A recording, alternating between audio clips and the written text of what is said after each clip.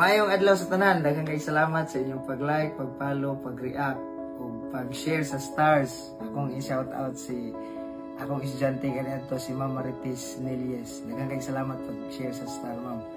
Karon dili kita kay ko mo hisgot ani kay taas kay ni nga diskutanan apan tungod sa demand sa Zamboanga del Norte Electric Cooperative.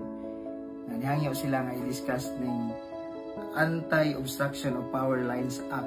So, shout out di ay ni Sir Randy Mailon, ang atong road right officer sa Zamboanga del Norte Electric Cooperative. So, iya gining inisyatiba nga nihangyo nga atong i-vlog ning balaod nga Republic Act 11361. So, unsa man ni kaning balaod nga Anti-Obstruction of Power Lines Act, usa kini ka bag-o nga balaod na himo ning balaura, na panday ning balaura sa panahon ni kanhi President Rodrigo Roa Duterte.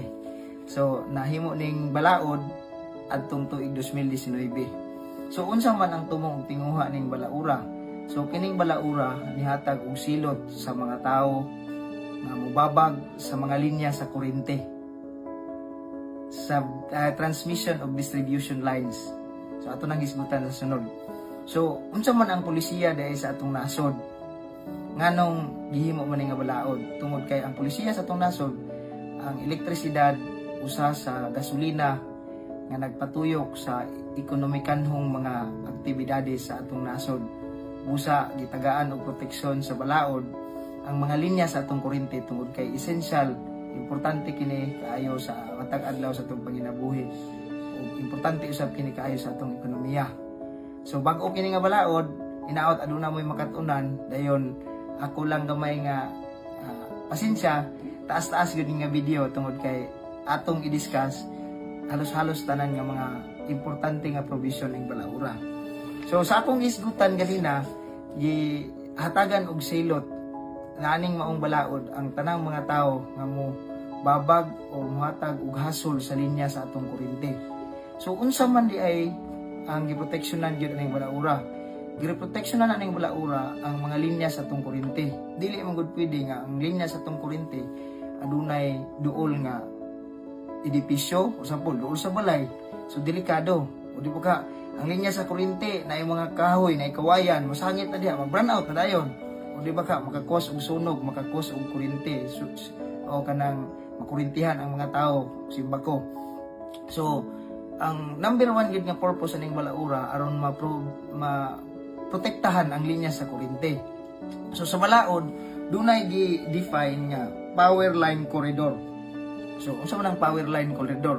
Mao kini ang lugar ilawom sa linya sa kuryente, kilid sa linya sa kuryente, ibabaw sa linya sa kuryente. So base sa balaod sa 11361 gitagaan og obligasyon ang Department of Energy nga mo regulate og unsa ng power line corridor. Dili na nato tagsa-tagsaon kay taas man kaayo ang mga specification as to number, pero matag lang ko og general nga kasagarang power line corridor. So ang power line corridor naa sa 2 ka metros hangtod 3 ka metros, nakadepende magupuna sa load sa kuryente, sa linya sa kuryente, o nakadepende pod sa plastada sa yuta. Kasagaran 3 ka metros. So kung mauni ang linya sa kuryente, kinahanglan 3 ka metros gikan dire mauni ang koridor. So kana nga linya mauna ang gitawag og power line corridor. So kinahanglan walay obstruction diha, walay butang nga makababag diha aron dili maapektahan ang daloy sa atong kuryente. So mauna ang hisgutanan nga giprotektahan aning balaura ang power line corridor. So unsa man ang mga gidili nga mga butang o gidili nga mga buluhaton diha sa power line corridor? So base sa balaod naay sa section 6 naay mga prohibited acts ginadili nga mga buluhaton. So dinumdumin ninyo nga kung makalapas mo ani kriminal ni siya nga buhat, so pwede mong mapriso dinhi ato pong isgutan sa unahan ang penalty. So unsa man ang mga gidili nga mga buhat diha sa power line corridor? Una, ang pagtanom or mga tag-as nga mga tanom sa bisan unsa nga klase diha sa power line corridor. So magtanong kag mo gani, dili pwede nga sa ilalom sa kuryente kay sulod na siya sa power line corridor. Or di ba ka, duol kaayo, gikan sa linya sa kuryente, 2 ka metros, sulod na siya sa power line corridor, pwede kang mapriso ana. Ikaduha, construct or erect any hazardous improvements. Magtukod kag balay, ilawom sa kuryente, punish na siya nga balaod. Or unsa nga edipisyo, sulod sa power line corridor. Magbuhat ka og mga aktibidades nga makaapekto sa kuryente. Magsilab ka sa ilalom. Magdala kag kuhit, imong kuhito ng kuryente. Punish na siya nga balaod. Ikaupat kani, prevent or refuse duly authorized agents. So imong pakgangon or imong pugnan ang mga trabahante, empleyado sa mga electric cooperatives or distribution utilities, sama pananglit ang Saneco, mga trabahante. Kung ato ang mga trabahante sa Saneco kay mag-trimming, mamutol sa mga sanga sa kahoy duol sa power line corridor, kung imo na silang babagan, penalize ani nga balaod. Or magbuhat kag mga butang nga makaapekto sa linya sa kuryente. So 5 ka mga buhat ang gisilutan nining maong balaod.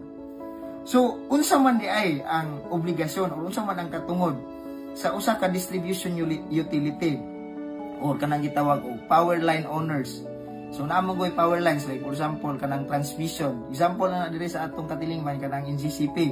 So sila ang nag-transmit sa kuryente gikan sa generation paingon diri sa distribution. So ang Saneco for example, distribution utility na. Siya ang nag-distribute sa kuryente gikan sa NGCP paingon na dayon sa mga tao.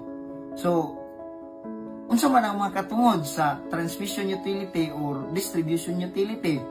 Naa sila katungod nga mupakgang or mo-remove, mutanggal sa mga obstruction diya sa power corridors. So unsa man ang ilang katungod? Pwede sila mo conduct og maintenance og inspection activities sulod sa power line corridor.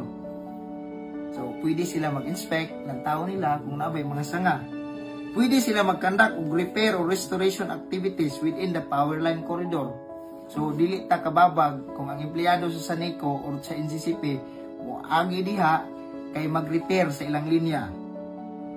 Or mo conduct or magbuhat og trimming, mamutol sa mga sanga, mag-prone, pulungan ang makahoy, o di ba ka mamutol or mag-clearing sa area nga mosulod sa power line corridor. So apil na ang ilang katungod. Kung inyong babagan, adunay katungod ang distribution utility employees nga mangayo og tabang gikan sa DNR, gikan sa PNP, gikan sa Armed Forces of the Philippines aron lang mapatuman ang pagmaintenar nga hapsay ang linya sa atong kuryente. Gani sa balaod, pwede tag-on ang usa ka tanom bisan pag walay permit gikan sa DNR. Bisan pag magtaga og lubi, pwede na niyang buhaton bisan pag walay permit gikan sa PCA. Pwede pud siya mutaga og usa ka butang nga ni-obstruct sa power line corridor bisan pag walay permit gikan sa LGU. So inaana ang gihatag nga katungod sa mga power line owners or distributors aron lang masigurado nga ang linya sa atong kuryente hapsay aron ang supply sa atong kuryente padayon nga mamaintenar o dili mapakgang. So unsa man ang katungod sa usa ka operator sa power lines, kung ugaling ang tag-iya sa usa ka yuta naagian og linya, prevention and removal of power line obstruction on private property. Atong ni kung ugaling akong providing nga yuta giagian og kuryente, unsa may katungod sa Saneco for example nga usa ka distribution utility, the owner or operator of power line shall have the primary duty and responsibility to remove power line obstructions. In cases where the power line corridor is wholly or partially located within the private property, the private property owner shall coordinate and assist the owner or operator of power lines by facilitating the necessary access. So, buot pasabot, naay katungod ang tag-iya sa linya sa kuryente nga mosulod ug mangayo og assistance sa tag-iya sa pribado nga yuta aron lang mahinluan ang power line corridor. So inana ang katungod. Atune, what if mubabag? Balik ta dito sa gisilutan nga act, katong act number 4, prevent or refuse duly authorized representatives. Violation na siya sa balaod. Kung imong babagan, kung imong pugngan ang mga trabahante sa usa ka tag-iya sa power lines, pwede kang mag-atubang sa kaso. Pwede pod mangayo og assistance ang power line owners.